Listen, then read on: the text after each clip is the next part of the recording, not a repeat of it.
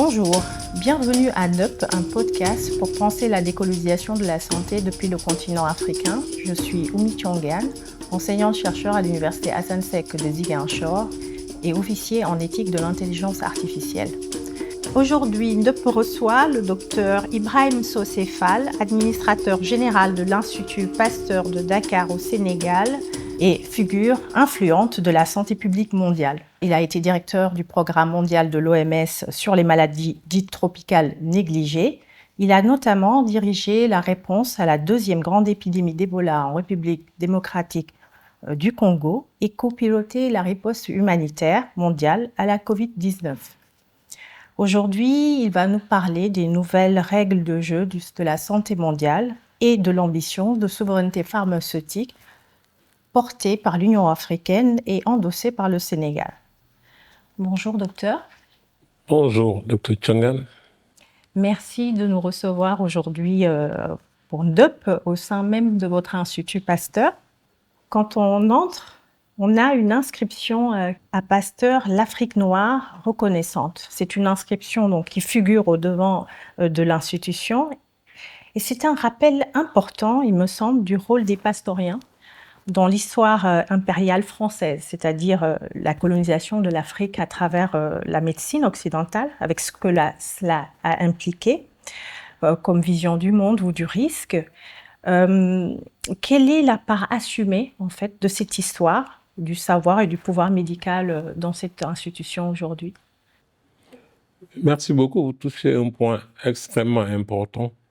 Cette inscription témoigne du passé colonial de la médecine française et à travers ça, l'Institut Pasteur de Dakar et bien d'autres institutions. Parce qu'il faut rappeler que c'est dans un contexte colonial où les premiers Français ou les premiers Anglais, Portugais qui sont venus en Afrique ont été exposés à un certain nombre de maladies qui sont des maladies appelées des maladies tropicales, y compris des maladies à transmission vectorielle, telles que le paludisme, la fièvre jaune, etc. Et c'est dans ce contexte que donc, la médecine coloniale française s'est adaptée pour développer de l'expertise donc, en médecine tropicale. Et la raison pour laquelle les premiers instituts de médecine tropicale se trouvent dans les pays colonisateurs. En France, l'Institut de médecine tropicale du centre de santé des armées était à Marseille. En Angleterre, on a l'Institut de médecine tropicale qui est la London School of Hygiene and Tropical Medicine. En Belgique, on avait l'Institut de médecine tropicale d'Anvers qui existe toujours encore. Et c'est dans ce contexte que les médecins ont été envoyés ici pour travailler sur ces maladies. Ce qui explique que le virus de la fièvre jaune donc, soit découvert à l'époque en Afrique, à Dakar, et donc le Plasmodium falciparum aussi découvert en Algérie par Lavran, et bien d'autres. Et le moustique même qui transmet le paludisme est découvert comme vecteur par un médecin militaire anglais, Ross. Donc tout ça pour traduire le passé colonial donc, de la médecine et qui a pu faire avancer certaines connaissances, bien entendu, donc qui jusqu'aujourd'hui sont utilisées pour faire face à certaines maladies. Mais nous ne sommes plus à cette époque coloniale. Si aujourd'hui, vous venez à l'Institut Pasteur et que tous les experts, tous les directeurs, tous les chefs d'équipe sont des Africains et des Sénégalais, cela témoigne du changement de paradigme. Mais nous n'allons pas oublier donc ce qui a amené à la création de l'Institut. Mais la mission est totalement différente aujourd'hui. Nous avons un Institut Pasteur à Dakar qui est orienté vers le développement d'outils pour la santé, aussi bien en termes d'outils de diagnostic, d'outils de prévention et de prise en charge des maladies en Afrique. Et nous avons cette mission continentale en tant qu'Institut de santé mondiale et avec en priorité tout ce qui est sécurité sanitaire qui nous permettent donc d'encadrer les experts dans les pays africains pour pouvoir détecter les virus qui sont connus mais aussi les virus qui ne sont pas encore connus et développer toutes ces capacités pour pouvoir prévenir ces maladies et y répondre quand nous sommes en situation d'épidémie. Donc c'est clair, nous sommes totalement dans une approche de décolonisation de la santé mondiale. C'est pourquoi tout ce qui est sécurité sanitaire et souveraineté sanitaire pour nous est une priorité. Je reviendrai sur la sécurité sanitaire, justement, qui est votre cheval de bataille. Donc, cet institut, pour rappel, il a un siècle d'existence, un peu plus, et vous êtes le deuxième directeur noir sénégalais de cet institut à diriger. Qu'est-ce que cela signifie pour vous? Cela signifie un changement important. Déjà, pour la première fois, quand le docteur Amadou Sall a été nommé administrateur général, c'est ça le titre donc, de l'Institut, pour moi, c'était un changement important et nous sommes dans la même continuité parce que l'Institut a changé de statut. C'est une fondation sénégalaise d'intérêt public. Ça, c'est important de le savoir. L'Institut Pasteur est une fondation donc, qui est indépendante, qui n'est pas donc, sous la hiérarchie de l'Institut Pasteur de Paris. Ça n'existe pas.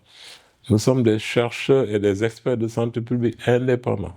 Nous faisons de la recherche sur des thématiques qui intéressent l'Afrique. Si vous regardez les différents pôles sur lesquels nous travaillons, c'est des priorités pour l'Afrique. Et ça, c'est extrêmement important de le savoir. Aujourd'hui, nous sommes en 2026. Nous avons ici des scientifiques qui ont été formés partout dans le monde, en Europe, en Amérique, etc. Donc, nous avons dépassé ce stade où les priorités étaient définies ailleurs. Aujourd'hui, au contraire, c'est le travail que nous faisons aujourd'hui ici qui influence les priorités au niveau continental et au niveau mondial. Ouais. Justement, vous avez travaillé longtemps, depuis quelques années, au vu des épidémies récurrentes, sur la question de la sécurité sanitaire. On a amorcé un tournant à partir des années 2000 sur ce qui s'appelle la sécurité sanitaire. Pour les gens qui ne savent pas ce que c'est, quels sont en fait les enjeux autour de la sécurité sanitaire et sur quel axe vos interventions se sont déroulées? La sécurité sanitaire est une question extrêmement importante pour le monde. On parle souvent de sécurité sanitaire mondiale. Parce que nous vivons dans un écosystème que nous partageons avec des virus, des bactéries, des animaux. Et une interaction intense entre donc, le règne animal et les êtres humains. Parce que nous partageons ce même écosystème. Et aujourd'hui, nous avons un niveau de dégradation de cet écosystème avec la perte de la biodiversité qui fait que donc, le passage des virus des animaux chez les hommes devient très très facile. Avec le niveau de déforestation, l'urbanisation galopante, souvent non planifiée. De telle sorte que quand des épidémies urbaines surviennent, elles sont souvent très intenses. Et la sécurité sanitaire, c'est l'ensemble des politiques, des stratégies, des systèmes et interventions que nous devons mettre en place pour prévenir ces urgences de santé qui sont liées donc à ces épidémies ou à des phénomènes d'accidents chimiques, nucléaires et autres. Donc la sécurité sanitaire est un enjeu capital parce que nous avons vu avec les grosses épidémies, avec les pandémies, qu'un problème de sécurité sanitaire avait un impact non seulement humain avec les cas et les décès liés aux maladies, mais un impact socio-économique important.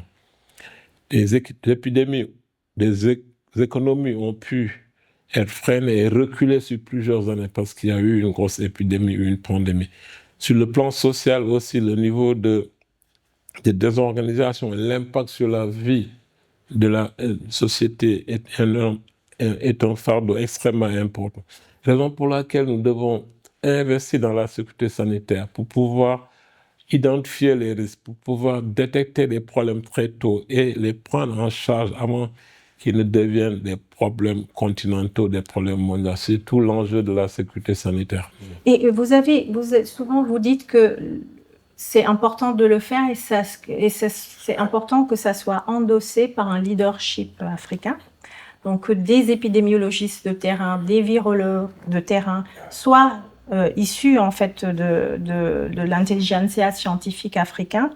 Et vous plaidez beaucoup pour que voilà, qui soient visibles et que leur voix en fait porte au niveau de la santé internationale. Est-ce que cela suffit pour, en tout cas, prendre en compte l'ensemble des savoirs ou décoloniser la santé mondiale dans cette arène-là? Est-ce que ça suffit d'être présent, simplement? Non, il y a plusieurs niveaux d'action. Parce qu'au-delà du plaidoyer, il faut des actions. Parce que nous devons dépasser les slogans et prendre des actions concrètes. La santé, c'est avant tout un choix politique. Il faut un engagement politique fort pour permettre à sa population d'avoir accès à des soins de santé de qualité. Parce qu'on ne peut pas parler de souveraineté sanitaire si les soins ne sont pas disponibles partout dans le pays et des soins de qualité. Je pense que c'est d'abord ce premier combat. La souveraineté sanitaire, ce n'est pas par rapport à quelqu'un d'autre, mais c'est la responsabilité d'un État. Cela ne veut pas dire qu'un pays est déconnecté du monde, parce qu'il y a la mondialisation, mais il faut qu'il y ait un minimum de soins de qualité et accessibles sur le plan géographique, sur le plan financier. Maintenant, pour revenir à la sécurité sanitaire, au-delà du plaidoyer, nous avons changé beaucoup de choses. Il y a cela quelques années, quand il y avait des épidémies de fièvre hémorragique en Afrique, on voyait beaucoup d'équipes venir de l'Europe, venir des États-Unis, du CDC, etc. Et quand j'ai pris la responsabilité de directeur de la sécurité sanitaire et des urgences en Afrique, c'était au milieu de l'épidémie d'Ebola en Afrique de l'Ouest. Donc en début 2015. Première fois quand je suis parti sur le terrain en Guinée, en Sierra Leone, au Libéria, je voyais que tous les coordonnateurs de terrain étaient des Européens ou des Américains. Et il a fallu commencer à changer cela, à recruter des jeunes Africains pour les responsabiliser sur le terrain. Des jeunes qui connaissaient la culture, connaissaient l'environnement. Et à partir de là, nous avons créé un pool de jeunes que nous avons formés, coachés, encadrés, que nous avons déployés aussi dans d'autres pays pour faire de la coopération sud-sud. De telle sorte que, en une dizaine d'années, nous avons complètement changé l'image des urgences en Afrique. Et aujourd'hui, quand il y a une épidémie en Afrique, personne n'est déployé de l'Europe ou de l'Amérique. Ce sont des jeunes Africains que nous avons formés et qui aujourd'hui sont devenus des experts et des références dans le monde, qui sont même recrutés sur d'autres continents. Pour moi, c'est ça les actions concrètes que nous avons pu mener pour changer le visage des urgences sanitaires en Afrique et de la sécurité sanitaire. À cette époque, d'ailleurs, après Ebola, vous avez été en charge d'évaluer le règlement sanitaire international qui définit des arbitrages en termes d'échange d'échantillons, les règles du jeu. Et après Covid, par contre, il y a eu un accord pandémique qui prévoyait d'autres choses, c'est-à-dire de revoir de façon beaucoup plus étendue ce règlement en étendant les obligations de surveillance et de partage des données. On parle beaucoup de partage des données aujourd'hui avec des mécanismes contraignants. On a beaucoup parlé de cet accord pandémique. Est-ce que l'Afrique a signé un accord où il s'y retrouve et pourquoi a-t-il accepté, en tout cas, les conditions aujourd'hui, peut-être que vous pourriez rappeler? Pour revenir sur le règlement sanitaire international, c'est l'un des rares documents contraignants qui engagent les pays. Et vous avez l'accord sur le tabac, sur le règlement sanitaire international qui existait déjà dans sa première version depuis 1969 et ensuite le dernier en 2005. Et c'est parce que ces questions de sécurité sanitaire ont été identifiées comme un problème au niveau mondial que le règlement sanitaire international a été mis en place. Malheureusement, avant l'épidémie d'Ebola de 2014 en Afrique de l'Ouest, ce règlement sanitaire était juste un technicien des épidémies, alors que c'est un document politique qui engage le pays. C'est à partir de là, avec notre équipe, ici en Afrique, nous avons décidé de changer les choses. Parce que jusqu'à présent, l'évaluation se faisait par les pays eux-mêmes, c'était une auto-évaluation. Et nous avons introduit ce que nous avons appelé l'évaluation conjointe externe, du règlement sanitaire international. Évaluation externe conjointe, ou le Joint External Evaluation en anglais, où nous avons formé des équipes d'experts, nous avons développé des outils pour aller évaluer de façon indépendante les vraies capacités des pays à détecter, à prévenir, à répondre aux urgences sanitaires. Et il y avait beaucoup de résistance sur le plan politique. Nous l'avons commencé en Afrique et la première évaluation externe s'était passée en Tanzanie, en 2016. Et nous avons décidé de présenter les résultats au niveau le plus élevé. C'était au Parlement tanzanien que ça a été présenté pour montrer qu'il faut un engagement politique pour la sécurité sanitaire. Et nous avons développé d'autres outils pour évaluer les risques d'épidémie en Afrique, la cartographie. Donc, avec la cartographie du risque et les évaluations externes, nous avions quelque chose qui nous permettait d'avoir ce que j'ai appelé à l'époque evidence-based preparedness. Donc, avoir des données factuelles pour se préparer aux éventuels problèmes de sécurité sanitaire. Et quand ça a été présenté la première fois au niveau mondial, il y avait beaucoup de résistance. Des pays comme la Chine, la Russie, l'Inde ne voulaient pas qu'on puisse les évaluer. Et aujourd'hui, il y a 129 pays dans le monde qui ont adopté donc cette méthode d'évaluation pour aller vers des plans nationaux de la sécurité sanitaire. C'est pour vous montrer qu'à partir de l'Afrique, on peut faire changer les choses. Et nous avons introduit aussi tout ce qui était exercice de simulation pour se préparer donc aux événements de santé sur la base d'un risque connu que nous avons déjà identifié. Et ça a été un changement énorme dans la façon de gérer la sécurité sanitaire et vraiment la santé internationale. Bon, durant la pandémie, le directeur général de l'OMS a voulu introduire un traité sur les pandémies. Ça a pris beaucoup de temps parce que depuis 2020 maintenant, ça fait 6 ans maintenant. Quand vous voulez faire des réformes par rapport aux urgences, il faut que ça se passe pendant l'urgence. C'est là où les gens sont attentifs sur les risques.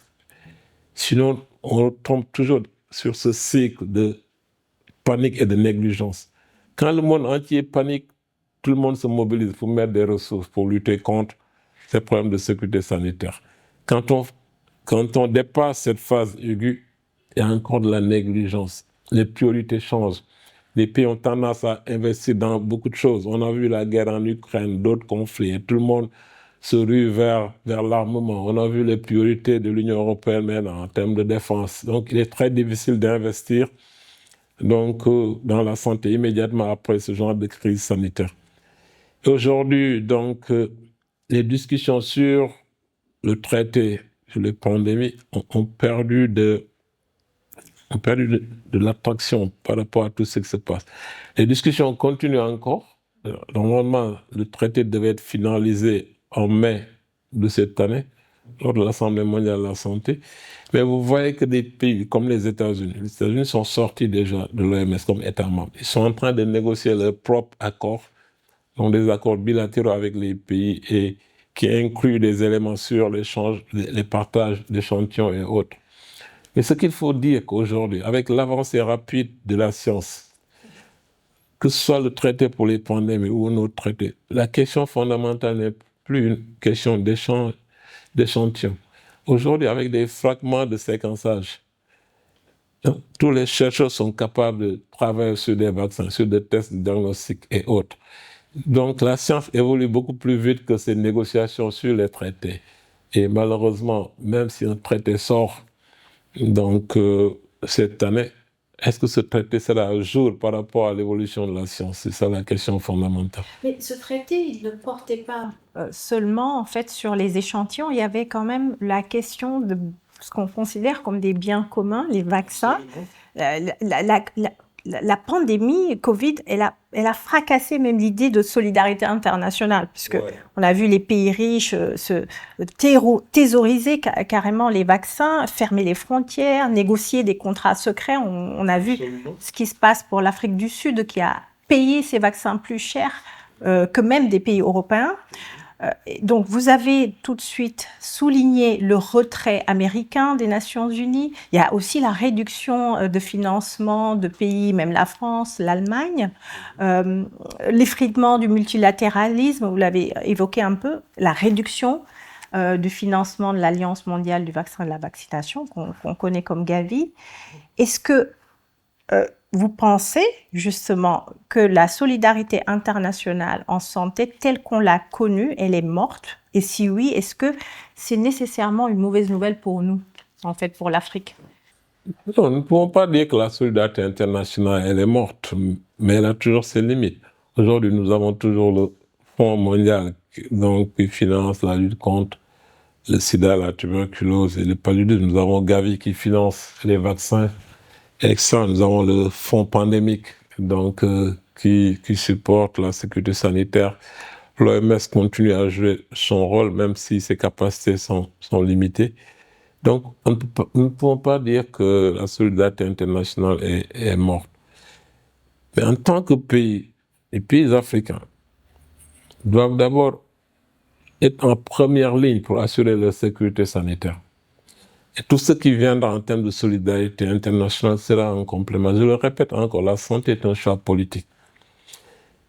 Il n'y a pas de développement sans santé, ni de productivité sans santé. Et si on l'intègre dans nos programmes de développement, dans nos politiques de développement et programmes de développement, ça nous permettra d'investir dans les financements domestiques, les financements endogènes dans la santé, d'abord, pour assurer que nos populations peuvent être protégées.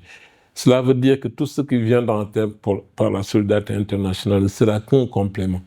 Mais un pays ne peut pas parler de souveraineté sanitaire et dépendre entièrement de la solidarité internationale.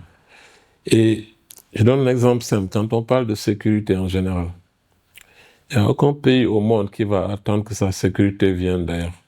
Nos pays savent comment financer l'achat d'armement. Et ils le font très bien. Ils n'attendent personne pour le faire. Mais quand on parle de sécurité sanitaire, où le pays protège sa population, pourquoi devrait-on attendre que ça vienne de l'extérieur? Oui, c'est une question que vous avez posée souvent. Est-ce que, du coup, pour concernant les vaccins, du coup, c'est un enjeu sécuritaire, mais dans quelle mesure? Peut-être que parce que ce n'est pas clair dans la tête de beaucoup de personnes, le lien fait entre sécurité et santé. C'est un enjeu sécuritaire. J'ai beaucoup travaillé sur la cartographie du risque des épidémies en Afrique, en identifiant les niches écologiques des différents virus et autres. On a des virus extrêmement dangereux. Si on prend les fièvres hémorragiques en Afrique ici, que ce soit Ebola, Marburg, la fièvre de Lassa, la fièvre de Crimée-Congo, nous avons très bien identifié les niches. Et si vous regardez tous ces virus, le seul vaccin qui existe, c'est contre Ebola. La souche Zaïre, il y a d'autres souches d'Ebola pour lesquelles il n'y a pas de vaccin. Si les Africains n'investissent pas dans la recherche et le développement de vaccins, ça ne sera une priorité pour personne. Et le seul vaccin Ebola qui existe du laboratoire mère n'est même pas stocké en Afrique. Vous voyez. Et donc aujourd'hui, nous avons la possibilité de développer des vaccins pour l'Afrique. Ici à l'Institut Pasteur, avec notre centre de recherche sur les vaccins, nous sommes en train de développer un vaccin contre Marburg, par exemple. Le virus de Marburg, c'est la même famille qu'Ebola. Et nous investissons dans la recherche et le développement avec des plateformes qui nous permettent de travailler sur des familles de virus, pas seulement un virus.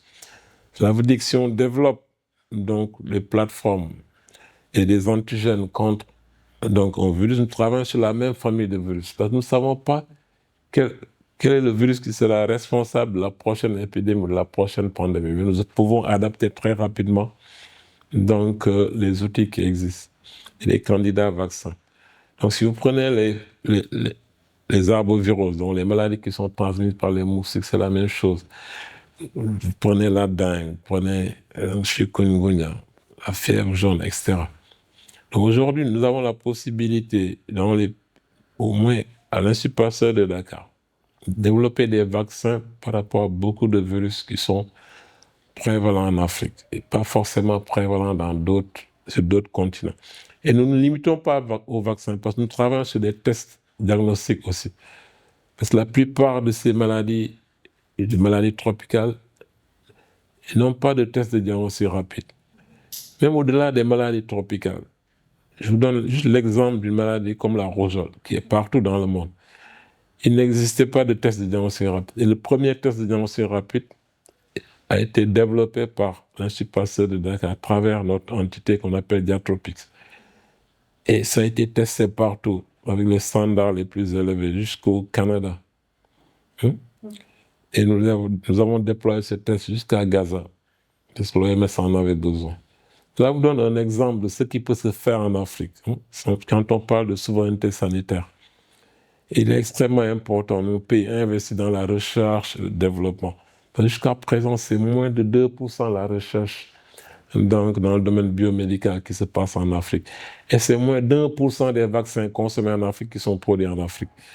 Et la seule structure qui a été préqualifiée par l'OMS pour les vaccins, c'est l'Institut Pasteur de Dakar, avec le vaccin contre la fièvre jaune. Justement, vous étiez donc un pays, enfin, l'Institut Pasteur et puis le Sénégal est un pays qui a déjà une plateforme. C'est le seul pays qui fabrique les vaccins fièvre jaune, je pense. Et est-ce que vous pouvez un petit peu nous clarifier sur cette feuille de route entreprise par le Sénégal depuis que vous avez en tout cas agrandi cette plateforme. Vous avez cité en fait des candidats vaccins que vous priorisez, Marbourg, etc. On avait compris que vous vous êtes basé maintenant sur une technologie qu'on avait utilisée pour Covid, donc l'ARN messager, mais pour identifier d'autres pathologies. C'était pas un succès les vaccins Covid. Ce qu'on a compris, il n'y a pas un marché africain pour acheter des vaccins Covid. Donc vous avez réorienté la stratégie vers d'autres pathologies. Est-ce que vous pouvez nous expliquer? C'est ça. Je pense que la première initiative de l'Institut Pasteur de Dakar, c'était de produire des vaccins Covid contre la pandémie Covid, parce que les vaccins n'étaient pas disponibles en Afrique, etc. Ça a pris du temps, les choses ont changé rapidement. Aujourd'hui, la priorité, ce n'est plus de faire des vaccins contre Covid. Et le projet a été réorienté, donc avec 2 work streams. Donc le premier, c'est sur les vaccins qu'on utilise dans la vaccination de routine, le programme élargi de vaccination. Donc vaccins contre la rougeole et contre la rubéole, pour qu'on puisse les produire en Afrique. Et même pour ces vaccins, donc il a fallu faire du transfert de technologie dans notre centre de recherche sur le vaccin. Et en même temps, l'autre workstream, c'est vraiment les vaccins sur des maladies à potentiel épidémique, telles que les fièvres hémorragiques virales. C'est pourquoi nous sommes en train de faire le R&D pour le vaccin contre Marburg. Donc nous avons ces deux workstreams, aussi bien pour le programme élargi de vaccination de routine, mais aussi pour des virus à potentiel épidémique. Et je voudrais un petit peu qu'on clarifie, puisqu'il y a quand même une politique de souveraineté qui est adoptée en lien avec la sécurité sanitaire. Vous avez expliqué pourquoi c'était important. Et vous avez aussi souligné qu'en fait, 99% à peu près de nos vaccins viennent de l'extérieur. Donc, un vaccin, avant cette plateforme qui est mise, un vaccin, donc fièvre jaune, sur les 15 du PEV, était produit au Sénégal, un seul. Comment aujourd'hui, quelle stratégie en fait de souveraineté est adoptée à travers cet exemple-là, et comment éviter que votre plateforme qui s'appelle Madiba, c'est ça, devienne une vitrine en fait sans accès réel au savoir-faire essentiel aujourd'hui? Non, en parlant de savoir-faire, le savoir-faire passe par les ressources humaines. Une des stratégies innovantes de l'Institut Pasteur de Dakar était de faire du headhunting dans la diaspora. Qui signifie headhunting? Donc, rechercher des experts sénégalais qui sont dans la diaspora, et parfois des experts qui ne sont pas sénégalais aussi. Quand on regarde le système éducatif sénégalais, la plupart des meilleurs élèves au bac et au concours général ont des bourses pour aller à l'extérieur. Il n'y a aucun système pour les faire revenir. Donc cela devient une fuite des cerveaux, et surtout des meilleurs, parce que tous ceux qui n'ont pas choisi de faire des concours nationaux, ils vont à l'extérieur, les meilleurs. Et avec ce système, donc l'Institut Pasteur a pu identifier des personnes qualifiées dans le domaine de la recherche, de la production de vaccins, etc. Et si vous regardez aujourd'hui notre VRC, Vaccine Research Center, qui est le centre de recherche sur le vaccin, Qui est ici à Dakar. Dakar. Nous avons là-bas des Sénégalais dont la moyenne d'âge est de 31 ans, qui sont revenus des États-Unis, du Canada et de l'Europe. Et 80% sont constitués de femmes, une moyenne d'âge de 31 ans. Donc, ces personnes sont venues avec leur expertise dans la recherche et dans la recherche sur les vaccins, avec ce que vous avez évoqué tout à l'heure, les vaccins à base d'ARN messager et toutes les technologies possibles. Donc, nous avons cette expertise ici aujourd'hui, localement.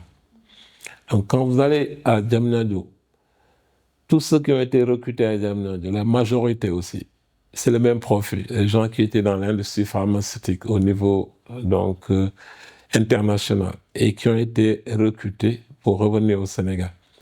Donc, cela veut dire que l'expertise est là. Non. Parce qu'il y a plusieurs éléments importants.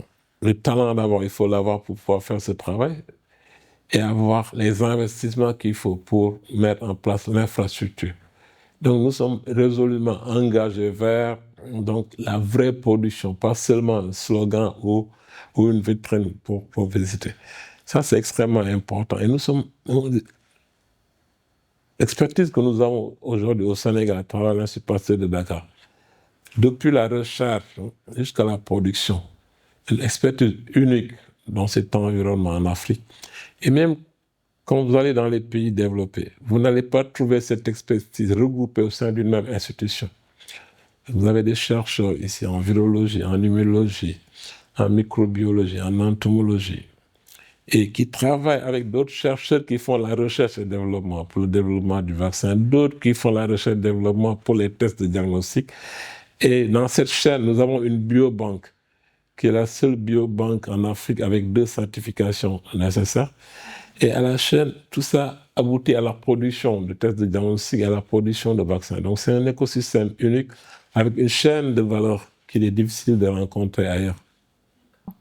Donc je retiens que cette souveraineté, elle passe en fait par s'appuyer sur un pool d'experts sénégalais qu'on a fait revenir ici, une plateforme qui était existante qu'on renforce, et probablement aussi une collaboration sud-sud, puisqu'il y a l'Afrique du Sud, il y a d'autres pays, il y a le Rwanda. Une collaboration sud-sud, mais aussi une collaboration continentale, parce qu'avec l'Union africaine et le Centre africain de prévention et de contrôle des maladies, Africa CDC.